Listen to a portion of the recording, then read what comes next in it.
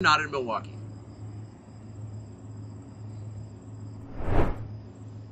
Mr. President, thanks for joining us. Thank you. Why aren't you at the Fox News debate tonight in Milwaukee? Well, a lot of people have been asking me that, and many people said you shouldn't do them, but you see the polls have come out, and I'm leading by 50 and 60 points. And, some of them are at 1 and 0 and 2.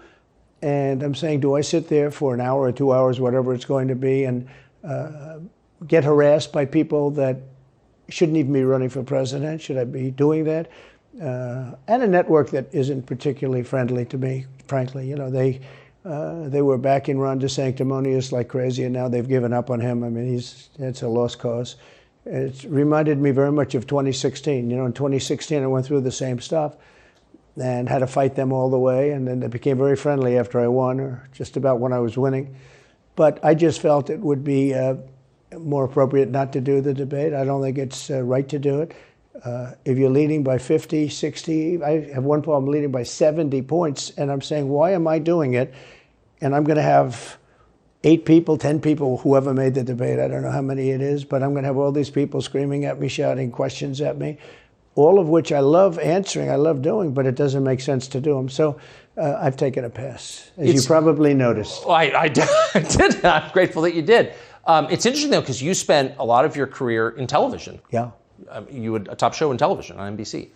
But you don't feel the need now running for president to do television, obviously. Do you think television is declining? Well, according to a poll that I guess we just saw, it just came out where it's down like 30, 35%, but I think they were referring to cable. I think cable's down because it's lost credibility. MSNBC, or as they say, MSDNC, is so bad. It's so wrong what they write and what they do and what they say. It's fake news, as I said. I think I came up with that term. I hope I did, because it's a good one. It's not tough enough anymore. It's corrupt news. Really what you do is call it corrupt news, but somehow that doesn't play as nicely. But it is corrupt news. So you have MSNBC and you have CNN, who's absolutely doing no ratings at all. I mean, they're dead. But they're doing none because they don't have credibility. They really don't have credibility. Fox is way down, as you know. And the good old days are long ago. I will say this, it could come back, but they just don't have a lot of credibility, Tucker. You know that perhaps better than anybody. I think it was a terrible move getting rid of you. You were #1 on television, and all of a sudden we're doing this interview, but we'll get bigger ratings using this crazy forum that you're using than probably the debate or competition. When you say there are people on stage who shouldn't be running for president, who do you mean? Well, I don't want to really use names, but it wouldn't matter too much. A guy like, I call him Ada Hutchinson. It's Asa, but I call him Ada. Why do you call him Ada? I could tell you, but I don't want to get myself in a little trouble. But he's weak and pathetic, and he was, I never understood the guy, never knew him. He was the governor of Arkansas, not a very popular guy. I don't know how but that state is such a great state. The people are so incredible in that state, and they love me and I love them. How does this guy get elected governor of Arkansas? But he's nasty always, and has been. A guy like Chris Christie, the guy left with a 8%, think of it, 8% approval rating in New Jersey. Now he's running for president, and he runs solely on the basis, let's get Trump. He's like a savage maniac. He's like a lunatic. And that's all he talks about. His poll numbers are very, very low. He's about 2%. What's he like? You know him well. No, I've been friendly with him over the years, but I couldn't give him a job because I just never trusted him very much. I was just never one of his people that really trusted him. I never gave him the job. And that's one of the reasons he feels so hurt and so betrayed. And I understand that. I really do. I understand it. But I never gave him. He wanted to be different things. He was looking at different elements of the administration, and I decided I didn't want to do it. And now I'm glad I did, because you see, but we had some great people. I had great people. We'll have even better people if we do this, because now I know Washington. Before I didn't know Washington. But guys like Bill Barr were terrible. I mean, they were, I would say, Bushies.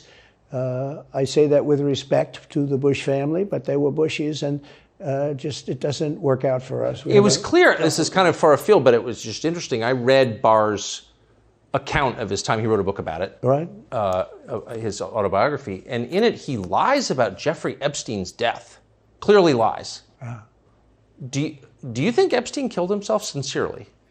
I don't know. I will say that, he was a fixture in Palm Beach. Yeah. I don't know what Barr said about it either. I have no idea what he said. What did he say? He killed himself, probably? He said he killed himself and that they were going to do this investigation. They never did the investigation. It's never been public. Well, and they hid it. And why are they doing that? And clearly Barr knew.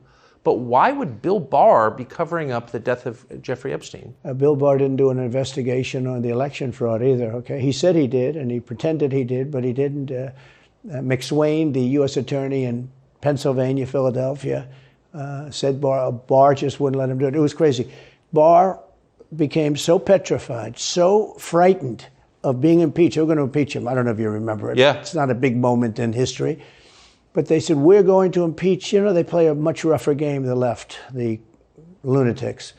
And they were going to impeach Bill Barr, and he was petrified. Now, how do you not get impeached? Don't do any of this stuff. But he didn't do the job there. I don't know what he did with Epstein, but possibly he didn't. Do you think it's possible that Epstein was killed? Oh, sure, it's possible. I mean, I don't really believe. I think he probably committed suicide. He had a life with, beautiful homes and beautiful everything, and he all of a sudden he's incarcerated and not doing very well. I would say that he did, but there are those people. There are many people. I think you're one of them, right? But a lot of people think that he was killed. He knew a lot on a lot of people. He was killed. You think so? I think the closer you look, I'm not a conspiracy person at all. I believe everything I hear. But yeah, the closer you look into it, I mean, the Attorney General of the United States, your Attorney General, clearly lied about the Epstein death. Yeah, and he was. Why? He was certainly. It wasn't well done. They had no cameras. They had no anything. Everybody was sleeping, and a case could be made. Look, I'm not going to get involved in it, but I can tell you, a case could be made either way. But it certainly wasn't the most well-run place. So the reason I'm asking you is I'm looking at the trajectory since 2015 when you got into politics, for real, and then won. It started with protests against you, massive protests, right. Organized protests by the left, and then it moved to impeachment twice, right? And now indictment. I mean, the next stage is violence. Are you worried that they're going to try and kill you? Why wouldn't they try and kill you, honestly? They're savage animals. They are people that are sick, really sick. You have great people in the Democrat Party. You have great people that are Democrats. Most of the people in our country are fantastic, and I'm representing everybody. I'm not just Republicans or conservatives. Right. I represent everybody. I'm the president of everybody. But I've seen what they do. I've seen the lengths that they go to. When they make up the Russia, when that's exposed and they go down, and Barr should have gone after them, and other people should have gone after. And they did very late, because the Durham report came out. It was fairly good. It could have been a lot tougher, I guess, but it was fairly good. But it explained how corrupt it was.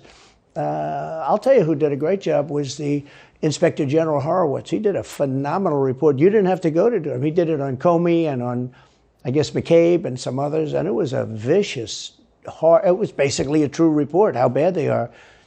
But these people are sick people. These are people that I think they hate our country. You want to know the truth.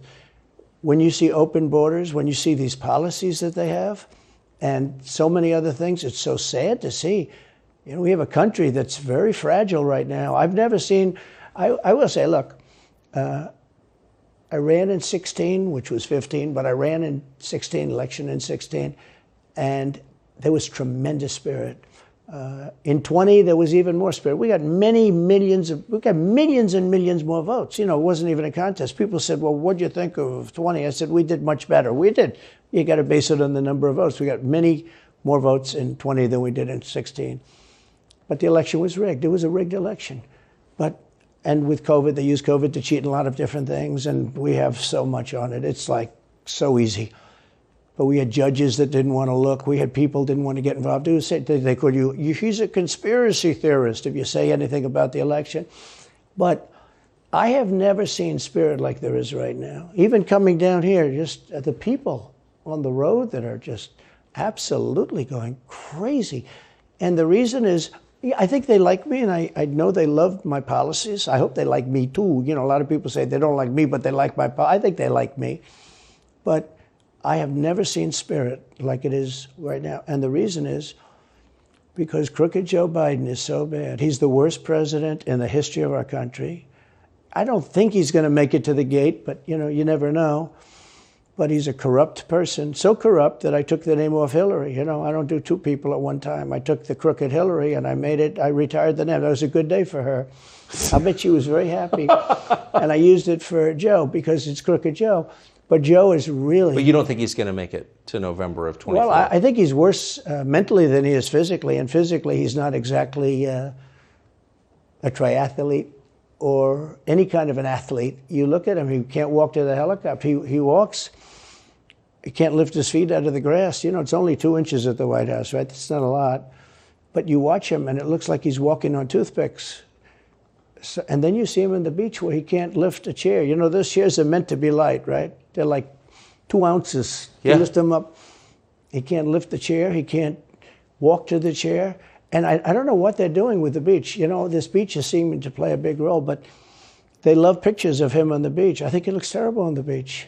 He looks terrible on the beach. Skinny legs. Well, he can't walk through the sand. Sand is not that easy to walk through, but when he walks through it, he can't walk through the sand. And there's somebody in there that thinks he looks fabulous at the beach. I think he looks horrible at the beach. Plus, the beach doesn't represent what a president's supposed to be doing. You're supposed to be working. You're supposed to be getting us out of that horrible, horrible war that we're very much involved in with Russia and Ukraine. You could do that. You could do that very easily. I believe you could do that I don't believe he could do it because he's just incompetent. But that's a war that should end immediately, not because of one side or the other, because hundreds of thousands of people are being killed. Can you imagine you're in an apartment house and rockets are going into that building and blowing it up and knocking it down? And why should anybody, human beings, these are human, whether they're Russian or Ukrainian or whatever they are, it's got to be stopped. And it can be stopped very easily. It would have never started. If I were president, it would have never started. So back to Biden, I'm interested. So you think he's failing? He obviously is failing. I think it's clear to everybody. But that would make Kamala Harris the candidate? Well, not really. I guess they'd have maybe a free-for-all. A lot of people say she has to remain for certain reasons, the candidate. She has to. I don't think that's true, actually. I don't think that other people would stand for it. She has some bad moments. Her moments are almost as bad as his. I think his are worse, actually. Yeah. But she seems pretty senile, too. She speaks in rhyme. It's weird. It's weird. But she has bad moments. And in rhyme? What do you... Well, the way she talks, the bus will go here and then the bus will go there because that's what buses do. And it's weird. The whole thing is weird. This is not a president of the United States future. And I think they probably have some kind of a primary and other people will get involved. Newsom, right? Could be. I always got along well with him, believe it or not. But could be him, could be somebody else. He's got a big load on his shoulders because you look at California, what's happened. But I don't know if the American people really, the people that vote for him, I don't even know if they care. You look at so many of the things that are going on, and people don't seem to be, in the old days, if you had a bad record, it meant a lot. Today, if you have a bad record, it doesn't really mean anything. He looks good, he's a nice looking guy, speaks well. But Biden, every time you watch him talking, it's like he's walking on eggs. You're waiting for him to collapse. And he almost always does. And I got to know the leaders of all of the countries, essentially, but the big ones. And the bigger, the tougher the leader. It's like sort of, I guess maybe that's the way it's supposed to be. But I got to know President Xi of China and Putin and Kim Jong-un, North Korea. Did a great job with North Korea, kept us out of a nuclear war. We would have 40,000 dead soldiers right now. They'd drop a nuke right on top of the military base. But we have 40,000 soldiers over there. And I did great. I got along with him great. That's a positive. The press said, he said nice things about Kim Jong-un. I also said horrible things at the beginning. Horrible enough that he wanted to talk. And we talked and we met in Singapore. We met actually twice. And we had unbelievable meetings. I know him very well. We were in great shape with him. What do you think he and Xi and Putin think of Biden? I think they can't believe it. I think they probably say this is some kind of a system. They had great respect for our country. They respected me. They had great respect for our country when I was there. Every one of them. Look, if you go to North Korea, you take a look at what happened. You know, the Olympics was dead. South Korea spent billions on the Olympics. Nobody was going to go. They didn't want to get blown up. They called me and they said, we are going to let the Olympics proceed. This is North Korea. I said, you should go into the Olympics. Put your athletes in. It wasn't like, they were big on athletes because, famine. But they went in and they actually participated. And within about 2 days, the entire thing was sold out. And if it wasn't me, that would have never happened. But I got along very well with him, and that's a positive thing. He does have massive nuclear power, by the way. And if Hillary would have gotten in, or if the Obama thought process continued, it would have been a nuclear war, absolutely, with North Korea. He was expecting to go into a war, and it would have been a nuclear war. So do you think the rest of the world looks on at Biden and thinks someone else has got to be running the government? Well, somebody else has to be. I don't think he's capable of doing anything. Look, when I debated him, I said, how come, and this was in front of probably not a friend of yours, Chris Wallace. He was the moderator. Not a friend.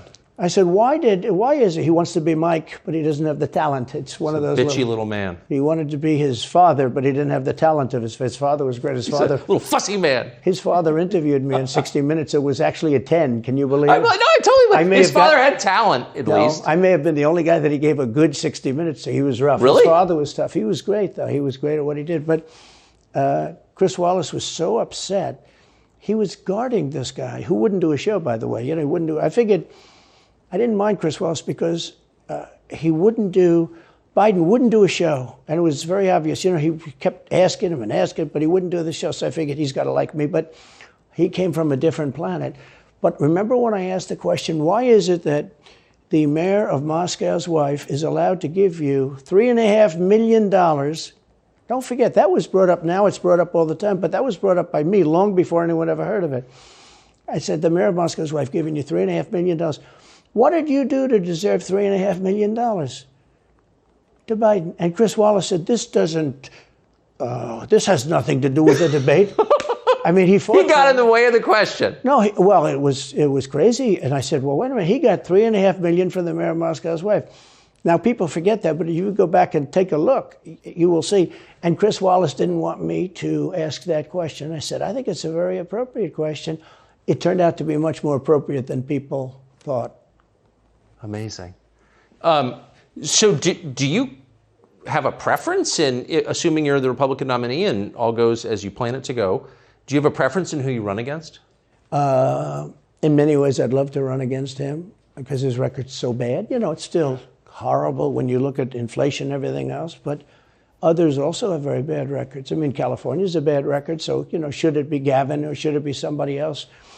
When I look at San Francisco, what's happened to that incredible city? That was one of the greatest cities in the world just a short while ago, and now it's very sad when you look at it. Los Angeles, every city practically, all the Democrat-run cities. Republican-run cities are doing very nicely because they arrest people when you have crimes. And they don't go after political candidates because they think it's good. It's been amazing. My poll numbers are the highest I've ever had. But because people understand it. Can I just ask you, that gets back to my original question. So if the protest didn't work, you got elected anyway. Yeah. Impeachment didn't work twice, obviously. Indictment is not working. Your poll numbers go up. When they raided Mar-a-Lago in August of last year, your numbers went up. They can indict you 20 times, and you're not going to lose the Republican primary because of that. Well, so it makes it look even more ridiculous. I mean, the 4 indictments, and maybe there'll be more. I don't know. These people are crazy. But they're counterproductive. So if you chart it out, it's an escalation, is what I'm saying. Yeah. So what's next? After, try to put you in prison for the rest of your life, that's not working. So, don't they have to kill you now? I think the people of our country don't get enough credit for how smart they are. And I'm not sure I would have said this 10 years ago, but they get it. They really get it. When somebody gets indicted, your poll numbers go down. When somebody gets indicted, you announce, ladies and gentlemen, I'll be leaving to spend time with my family and to fight for the rest of my life on this stuff. But you're out of politics. I got indicted 4 times. All trivia, nonsense, bullshit. It's all bullshit. It's horrible when you look and you look at what they're doing. the boxes hoax. I'm covered by the Presidential Records Act. I'm allowed to do exactly that. He's not covered, and he's got 25 times the number of boxes, and he's got them stored in Chinatown. He's got them stored in a flimsy garage underneath his Corvette at Penn. And by the way, at Penn, he gets millions of dollars. China pays this guy millions of dollars. See, I think he's the most corrupt president we've ever had, and he also has the distinction of being the most incompetent. And I believe both. I mean, he's both incompetent and corrupt. So and I actually believe he's compromised because China knows so much about him. They know where the money comes from. They know where it is, who paid it, and they probably paid it. Well, they do pay Penn, and he gets $1 million. I think he takes $999,000 because, keeps it a little bit under $1 million, like by $1. But he, in many ways, is a Manchurian candidate. We have a Manchurian candidate. And he's afraid to tell Russia to get out of Cuba. He's afraid to tell China to get out of Cuba. He's afraid. China now is building, think of this, China is building military installations in Cuba. The Cuban population of Miami is not too happy because they're never going to be able to go back. And you don't even hear about it. And the worst culprit is the press, the media, because normally, when I first heard that China's building installations in Cuba, and installations means military installations, okay, they said just some communication. They did that on the islands with Japan. They took the island, they started this massive construction, and they told everybody, including the Japanese have to be very careful, they told everybody that this is a housing development. They're going to build a housing development. And I said, how come the runway is 20,000 feet long? Private jets need 4,000 feet. They don't need 20,000 feet. The big ones need 20,000 feet. They don't even need 20. And I looked at the runway. I said, that's the largest runway ever built, both in width and length, for housing development. There's nobody that has a plane that big that you would have a runway that's Why is for China testing. allowed to conduct imperialism in our hemisphere? Well, yeah, and it's far beyond Cuba. It's all over South America. Yeah, in the Caribbean. So we built a thing called the Panama Canal. We lost 35,000 people to the mosquito, malaria. Yeah. We lost 35,000 people building. We lost 35,000 people because of the mosquito. Vicious. They had to build under nets. It was one of the true great wonders of the world. As he said, one of the 9 wonders of the world. No, it was one of the 7. It happened a little while ago, It says 9 wonders of the world. You could make 9 wonders. He would have been better off if he stuck with the 9 and just said, yeah, I think it's 9. But this is one of the true 7 wonders of the world. And you take a look at the Panama Canal. It was such an incredible engineering marvel. We sold it under Jimmy Carter. We sold it to Panama for $1. The following day, they quadrupled the amount of money that ships had to pay to get across. They didn't lose one ship. And now they've made it much bigger, and now they've widened it. They've doubled it, right? They've more than doubled it. And it's one of the most profitable things. Any time it's just incredible, right? We gave it away for $1. China now controls it. They actually control the Panama Canal. They run it, they control it. And we shouldn't let that happen. And we can't let China be in Cuba. And they'll get out. If I'm president, they'll get out. Because I had a very good relationship with President Xi, but he respected this country, he respected me, and he'll get out. And we can't let them run the Panama Canal. We built the Panama Canal. Should have never been given to Panama. We should have had it. But we gave it for $1. Think of it. They quadrupled. In one day, they lifted the fees, which are, pretty big, for these massive ships to go through, right? Rather than going around the Cape and through all the tremendous storms, such beauty, it's beautiful stuff. But you didn't want to get caught in those storms. Those were storms that wiped out the biggest ships. And we go through the Panama Canal, we built it, and we gave it away for $1. Think of that, how stupid are we? We have done the stupidest things in this country. And now we have a president that can't put 2 sentences together, can't speak, can't walk, can't talk. I don't think he gets to the starting gate, but these people do miracles. I mean, he ran out of his basement, and you got away with that one because of COVID, so he sort of got away with it. They cheated on the election. But you have people that are very smart, but they're fascists, and they're radical left lunatics, and they're destroying our country with the all-electric cars and the windmills all over the place, which, by the way, don't work, and they're all, most of them made in China. For the most part, they're made in China. Germany a little bit, but China. But you look at what's happening to our country, even no voter ID. I mean, why don't they want voter ID? There's only one reason they don't want voter ID, because they want to cheat. I mean, who doesn't want, the Democrat convention, the last one, they had voter ID that was this big. It looked like a prison card, this big on their chest. You walked in, they had your picture, your this, your fingerprint, they had everything. The most incredible voter ID I've ever seen. That was to get into the Democrat National Convention.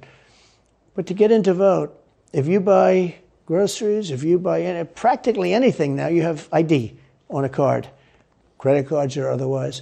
But don't you think it's racist to have to show your ID? Well, they probably say that. They use anything not to show ID, because voter ID is pretty simple. And we could go back, and we should go back to all paper ballots, voter ID, same-day voting. France did it. France had mail-in ballots, and it was terrible. Anytime you have mail-in ballots, you're going to have massive cheating on your elections. Anytime, not just the presidential election. Anytime you have... Isn't that the whole point of them? So yeah. you can cheat? Oh, yeah, sure. It's the whole point. That's their whole point. They want to cheat, yeah. They have to cheat, because their policies are so bad that if they didn't cheat, they couldn't get elected. Who wants open borders? Who wants high taxes? Who wants high interest rates? Who wants to not be able to use a gas stove? Or have to drive an electric car, which, you have a 4-hour drive, but the car only goes an hour and a half, so you have to charge it. The happiest moment for somebody in an electric car is the first 10 minutes. In other words, you get it charged, and now for 10 minutes. The unhappiest part is the next hour, because you're petrified that you're not going to be found another charger. People, I'm saying, I'm not knocking electric cars, they're fine. They're fine. But if people want to buy a gasoline car or a hybrid, hybrids are pretty good, actually, but they should be allowed to buy. They don't want to do any of this. So right now, California's in a big brownout because their grid is a disaster. The grid all over the country is sort of a disaster, but the grid in California. And yet, they want to have, in a very short period of time, millions and millions of cars going off that grid, essentially. It doesn't work. So plug your car into a grid that's failing. You should be able to buy an electric car. Electric cars could be fine if you drive short distances and you want to have, whatever, and you have plug-ins everywhere you go. They could be fine. But you got to have gasoline cars. You got to have everything. Let people buy everything. Now the new thing is your heating systems in the house. They don't want you to have a modern-day heating system. They want you to use a heating system that will cost you at least $10,000 to buy and won't work very well. None of the stuff works as well. One of the things I did with EPA is you have states, many states, most of the states have so much water. It comes out of heaven, right? The water pours down and you have it. It's there. It's got to go wherever it goes, into the oceans, whatever. It's not like a big problem. Now, in some states, they have a problem. You have some desert areas and all, and for that, it's okay. But they have sinks where no water comes out. You turn it on, no water comes out. No water comes out of the shower. No water is allowed to go into the washing machine for your dishes or for your clothing or what. And I avoided all of that. Wait, they have sinks where no water comes out? Sure, you have restrictors. When I say no water, very little water. You want to wash your hands, right? Yeah. And you've seen this, and you turn on the sink and it's very little. Or you want to wash your beautiful hair, right? And you're standing under a shower. Then the suds never go. The water comes out very slowly. I'm sure you've seen this. It usually takes place in new hotels and new homes. Yeah, you take a drill and take the they have limiter out. Well, you can, but now they make it so you can't do that so easily. They have a restrictor. It's called a restrictor, and it restricts the water from coming out. So I ended all of that, and you have to see these. They let the water come out. You know what people do? They wash their hands like 5 times longer, or in the washing machine, they'll press for their. Let's say the dishwasher, they'll press it, then they'll press it about 7 or 8 times. Yeah. They'll end up using more water, and it still won't be very good.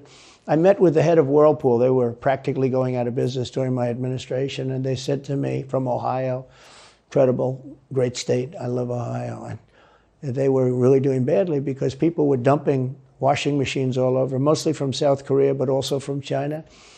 And he was explaining it's just a terrible situation. I said, let me ask you, how's the quality? He says, we're better, but they are good enough quality. But, of course he's going to say that. But, they are better. He He said, but they don't allow us. They're dumping these machines. They're cutting us in half. They're killing us. And on top of it, the government won't let us use water in our machines. I mean, he shows me like a quarter of a bottle of water. That's supposed to be washing clothing.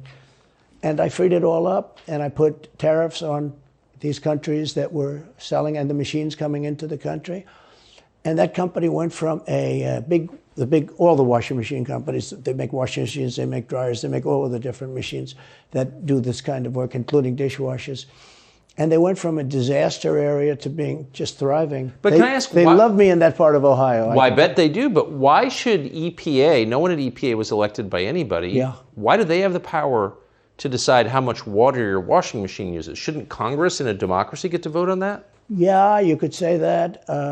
They do things that are not very... So how do you, that's my question, how do you, if you get elected again, go back to Washington, how do you keep the agencies under control? How do you keep FBI and CIA specifically under control? The way you do it, like I fired Comey, that was a big deal. You know, a lot of people said, and I fired him very early. Somebody said, oh, I wish you would have fired him.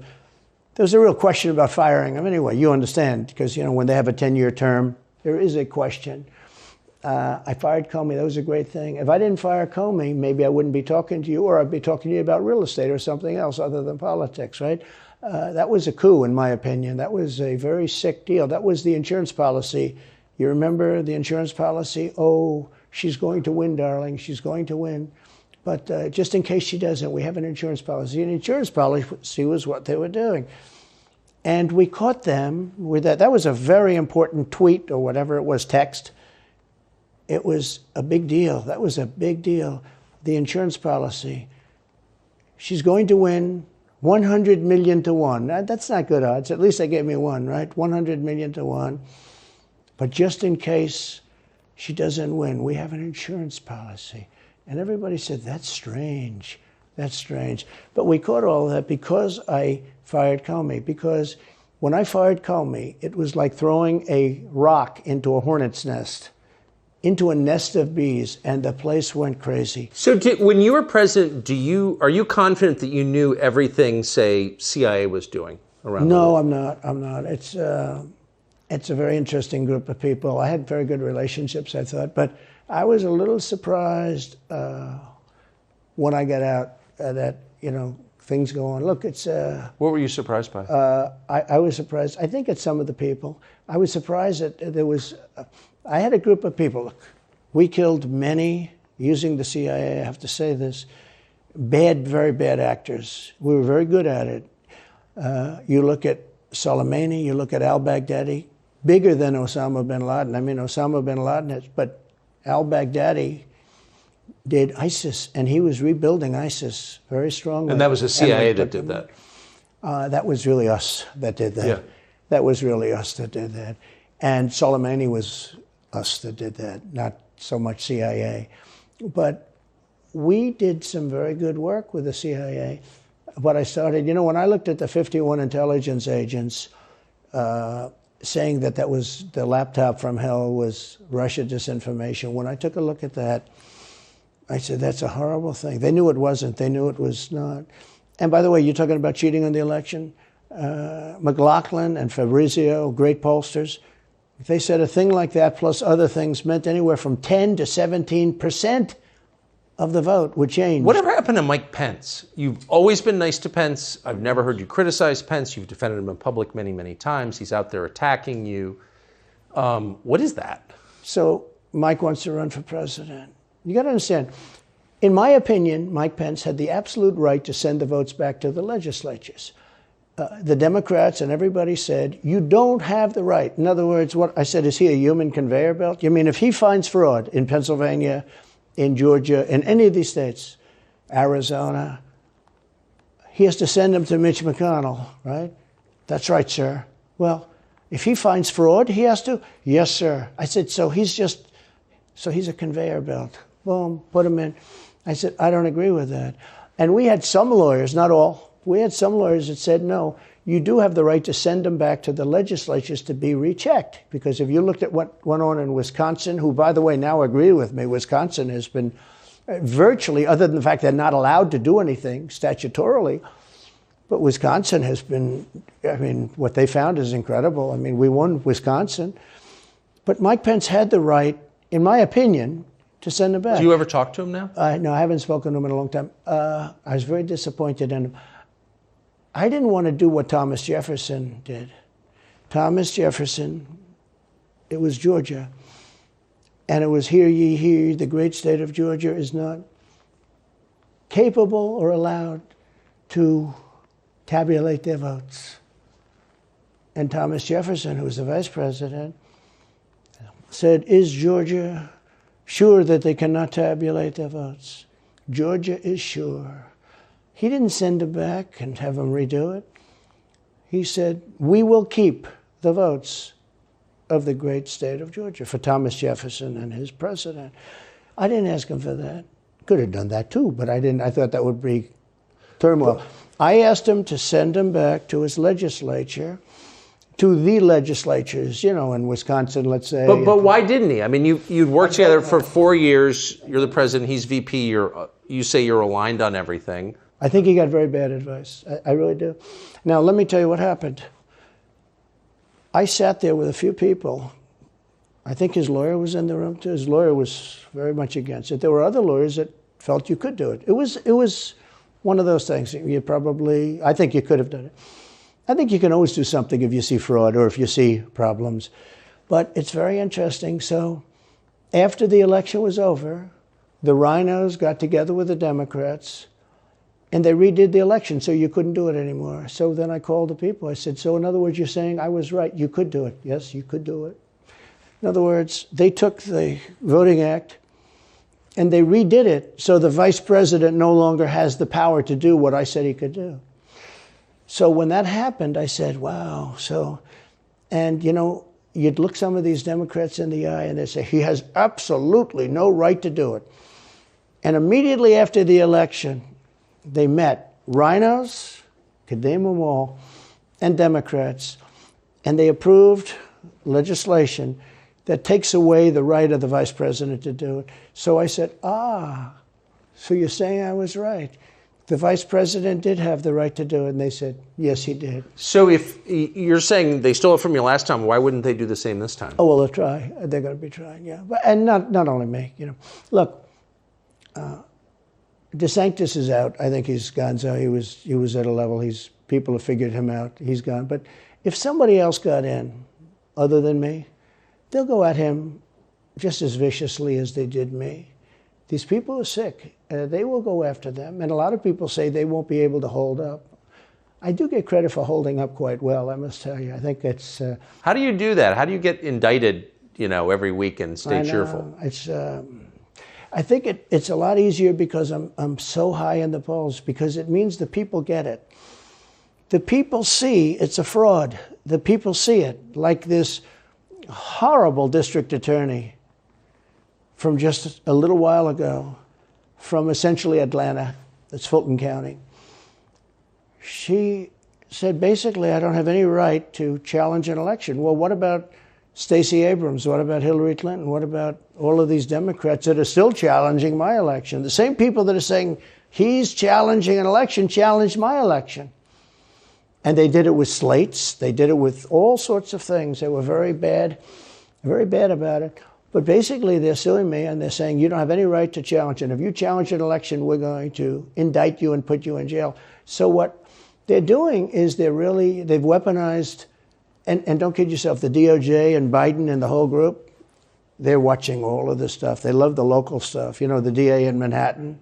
Not only that, they put one of the DOJ top people into the Manhattan DA's office to run things. They don't even have a case against me. It's not even a case. Everyone says, even the Democrats say, you can't bring these cases. You have no case. The Attorney General or the District Attorney, Fannie Willis in Atlanta, she's getting killed. Basically, she's saying Trump doesn't have the right to criticize an election. But you've been around long enough now. You've seen many elections criticized. I mean, Hillary Clinton goes crazy. Every time she talks, she says, he's not the president. Jimmy Carter said, he's not the president. Well, I am the president. Hillary Clinton called me, by the way, at 3:02 in the morning. to congratulate me the night of the election. Did her voice crack? Well, her voice was it's very different, I will say. I won't get into that. But what do you mean? Her voice was very different. Don't forget, they were all celebrating at 5 o'clock in the afternoon. And I came home and I said, I think we won. I felt we won because the rallies are so big. We'd go to Wisconsin and we'd go to Georgia. We'd go to different states. In Michigan, we'd have rallies. In Pennsylvania, we had 58,000 people in Butler. And I said, how are we losing this? How do you have a rally where you have from 50 to 100,000 people, many of them? I did 7 a day for a couple of days. That's a lot. That's a lot. These are big rallies, too. And I didn't hold back. I didn't say, let's make them let's do abbreviations, right? But they challenged the stuff. Yeah. Hillary called me up and conceded. Now, the word is that Obama said you have to do that. But she called up and totally conceded. But now, every time you see her on television, she's saying, she's challenging the election. Do you think... So that would mean that she should be indicted, but that would mean also that Stacey Abrams in Georgia should be indicted, because she still thinks she won the election for governor. She still thinks that. She's never recanted. And do you think Stacey Abrams will be indicted for that? No, of course not. She won't be. The Democrats don't get indicted for things like that. They don't get impeached. No, it's a different thing. With that being said, yes, I had great support when they did impeachment hoax number 1 and impeachment hoax number 2. Jim Jordan, the House was fantastic. And actually the Senate was very good for me, other than, Mitch McConnell. I think it's too bad I endorsed him. He was begging, he was going to lose that race, and I endorsed him, and he ended up winning the race because of my endorsement. He was down, he was going to lose to Amy McGrath. She was $90 million in cash, all set to go.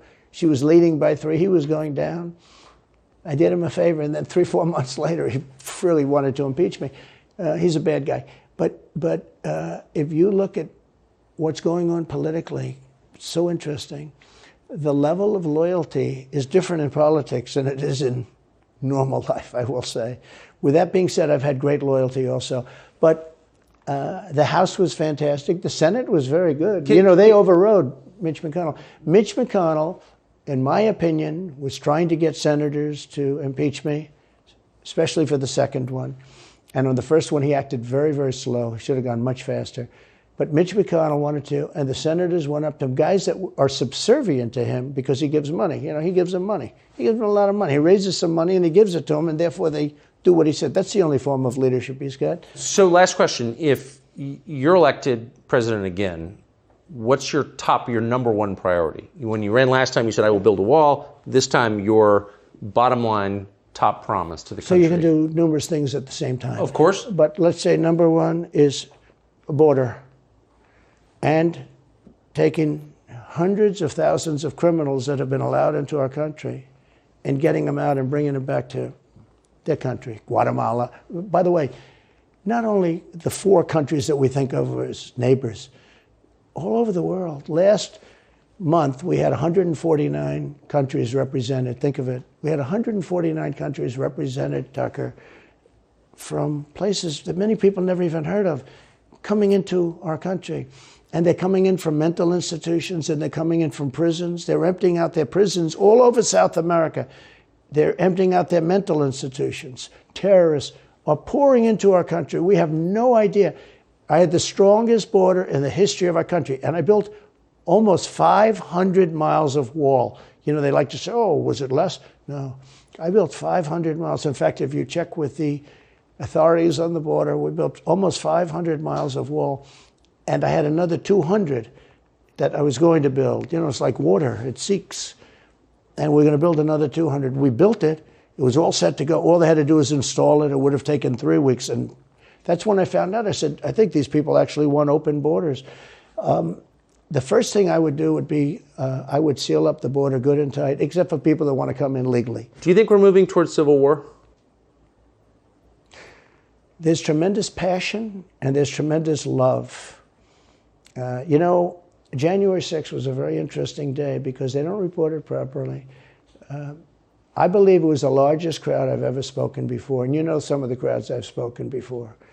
And like July 4th on the Mall, I think they had 1 million people there.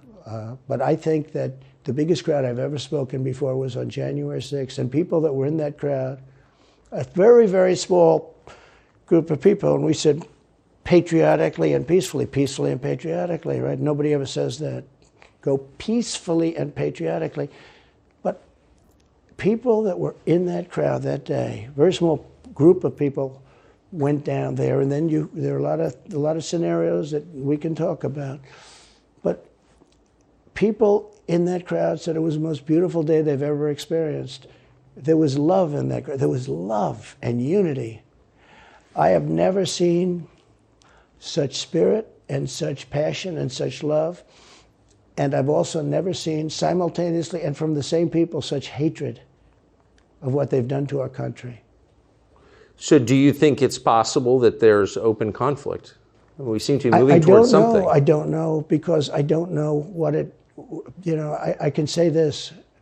There's a level of passion that I've never seen. There's a level of hatred that I've never seen, and that's probably a bad combination. Donald Trump, thank you. Thank you very much. Very much. Thank you. That is a bad combination, by the way. Bad combination. Thank you.